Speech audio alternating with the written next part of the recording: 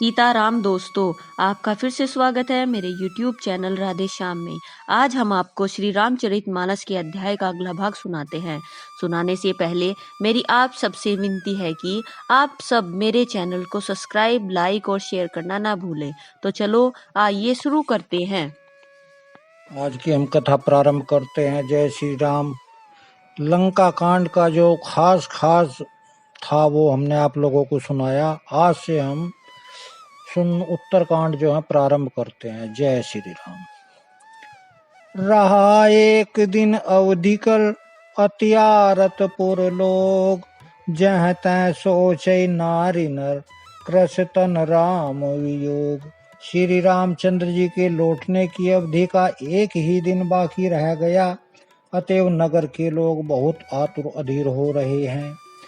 राम के वियोग में दुबले हुए स्त्री पुरुष जहाँ तहाँ सोच रहे, विचार कर रहे हैं कि क्या बात है, राम जी क्यों नहीं आए।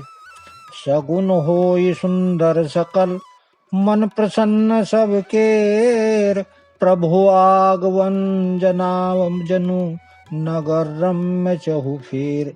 इतने में ही सब सुंदर सगुन होने लगे और सबके मन प्रसन्न हो गए। नगर भी चारों ओर से रमणीक हो गया, मानो ये सब चिन्ह प्रभु के शुभ आगमन को जना रहे हैं।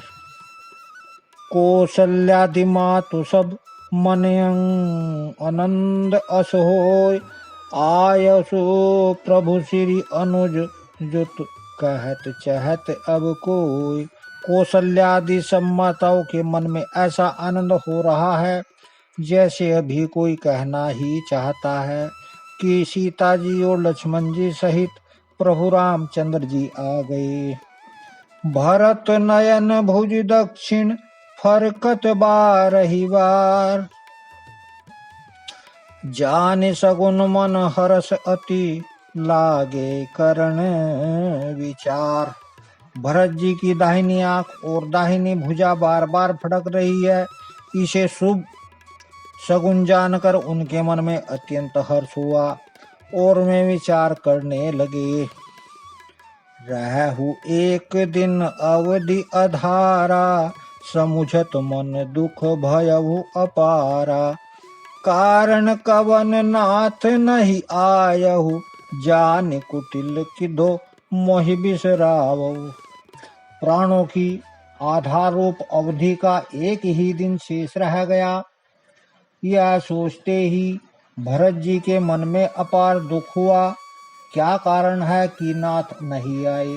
प्रभु ने कुटिल जानकर मुझे कहीं भुला तो नहीं दिया।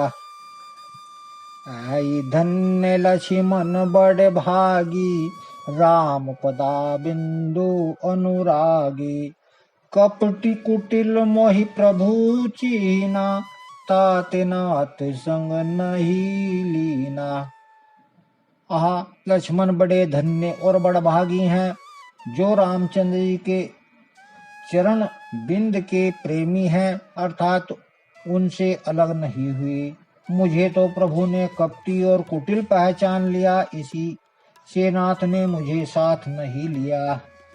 जो करनी समुझे प्रभु मोरी, नहीं निस्तार कल्प सत कोरी। जन अवगुण प्रभु मान न काओ, दीन बंधु अति मृदुल स्वभाव। बात भी ठीक ही है, क्योंकि यदि प्रभु मेरी करनी पर ध्यान दें तो 100 करोड़ असंख्य कल्पों तक भी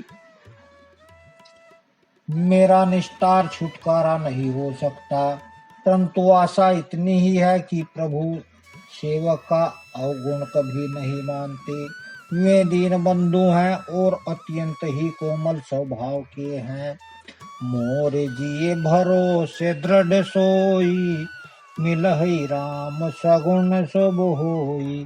बीते अवधि रहि जो प्राणा, अधम कवन जग मोहि समाना। अतः मेरे हृदय में ऐसा पक्का भरोसा है कि राम जी अवश्य मिलेंगे, क्योंकि मुझे सगुन बड़े ही शुभ हो रहे हैं। किंतु अवधि बीत जाने पर यदि मेरे प्राण रह गए तो जगत में मेरे समान नीच कौन होगा।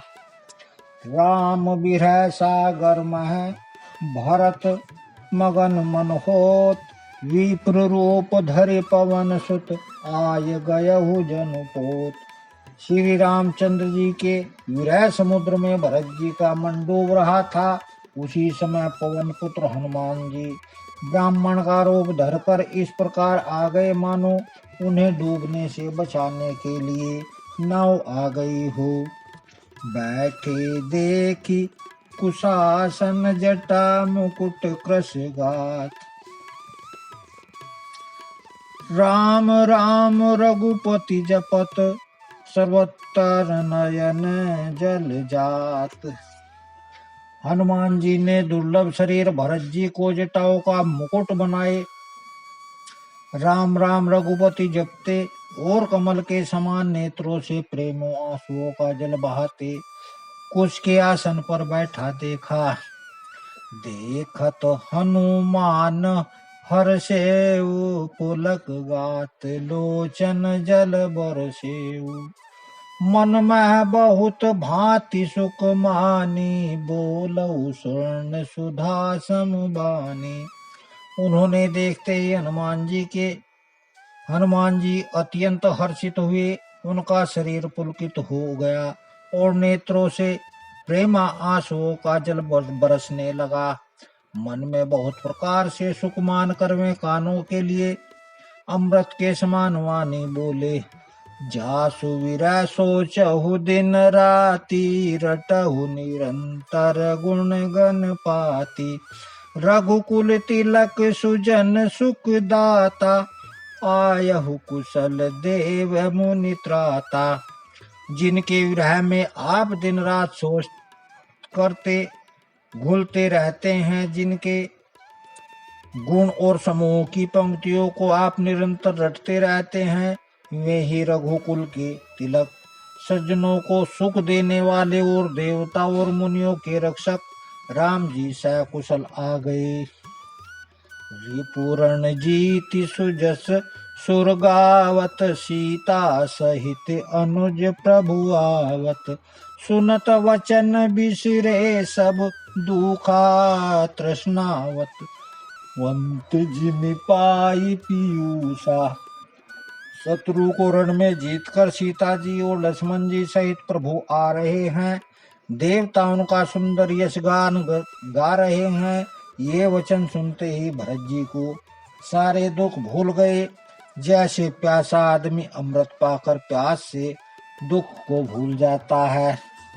को तुम तात कहाते आए, मोहि परम प्रिय वचन सुनाए।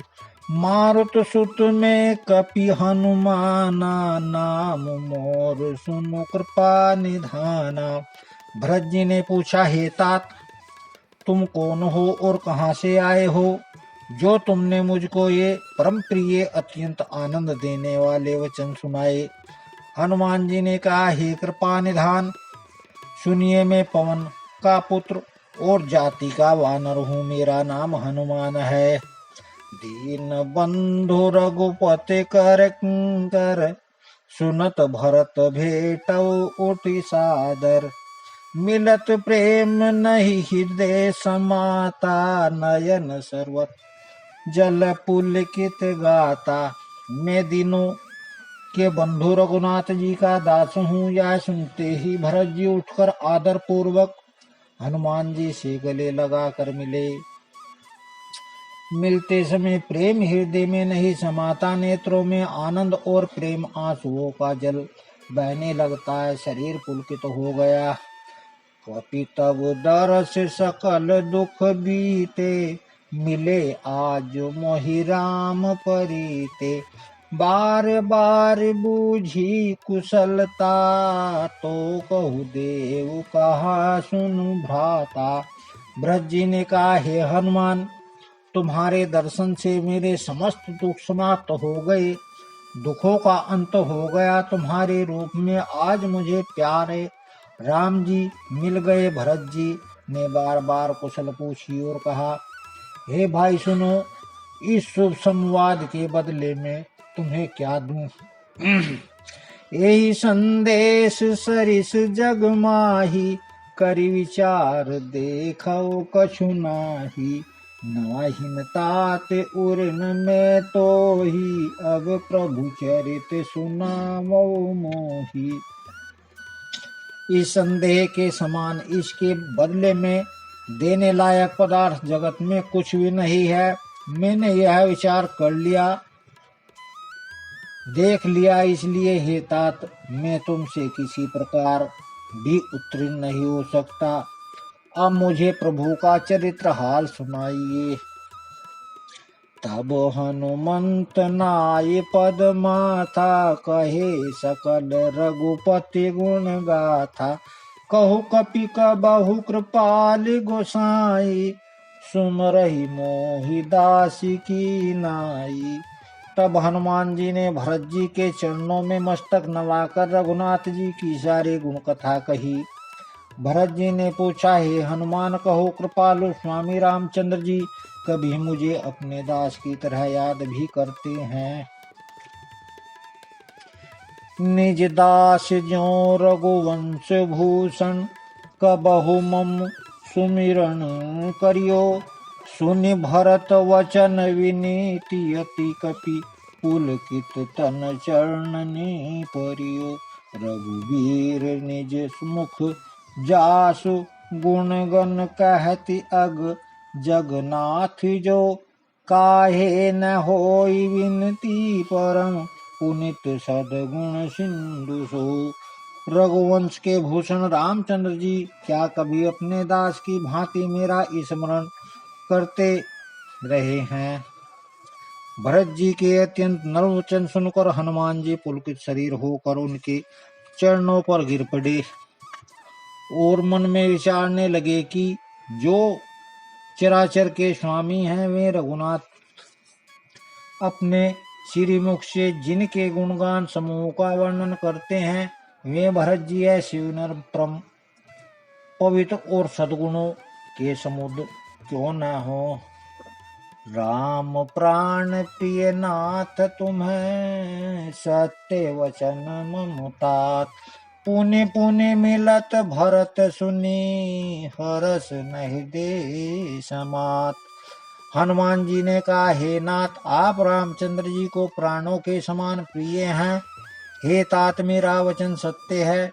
यह सुनकर भरत जी बार बार मिलते हैं, हृदय में हर्ष समाता नहीं। भरत चरण सिरु नाई तुरित, गयहु कपि राम पही। कही कुशल सब जाय हर्षि, चलहु प्रभु जान चढ़ी। फिर भरत जी के चरणों में सिर नवाकर हनुमान जी तुरंत ही रामचंद्र जी के पास लौटे और जाकर उन्होंने सब कुशल कही। तब प्रभु हर्षित होकर विमान पर चढ़कर चले। हर्षि भरत कुशलपुर आए, समाचार सब गुरहि सुनाए। पुण्य मंदिर मह बात जनाई, आवत नगर कुशल रघुराई। इधर भरत जी भी हर्षित होकर अयोध्यापुरी आए और उन्होंने गुरु जी को सब समाचार सुनाया। फिर राजमहल में खबर जनाई कि रघुनाथ जी कुशल पूर्वक नगर को आ रहे हैं।